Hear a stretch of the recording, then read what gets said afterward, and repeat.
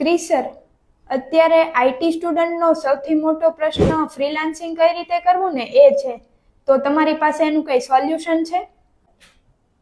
સૌપ્રથમ તો તમે તમારી સ્કિલ ડેવલપ કરો કે જેમાં તમારી પાસે રિલેવન્ટ સ્કિલ હોવી જોઈએ, જેમ કે web development, graphics design, data science. પછી બીજું એ કે તમે યુટ્યુબ, કોર્સેરા જેવા પ્લેટફોર્મથી નવી સ્કિલ શીખો. પછી તમારા પ્રોજેક્ટનો પોર્ટફોલિયો બનાવો, ગીટહબ છે તો એનું પ્રોફાઇલ બનાવો. અપવર્ક, ફીવર, ફ્રીલાન્સર, લિંક્ડઇન આ બધા જે પ્લેટફોર્મ છે એના પર તમે તમારું અકાઉન્ટ બનાવો. અને સૌથી ખાસ વાત એ કે નાના બજેટથી પ્રોજેક્ટ શરૂ કરો અને ક્લાયન્ટને બેસ્ટ સર્વિસ આપો, ગુડ રિવ્યૂ મેળવો. અને હા, તમે માર્કેટ અનુસાર પ્રાઇસ સેટ કરો, પણ ફ્રીમાં કામ ન કરો. આવી રીતે તમે સ્ટેપ બાય સ્ટેપ ફોલો કરશો તો તમારું ફ્રીલાન્સિંગ કરિયર સક્સેસફુલ બની શકે.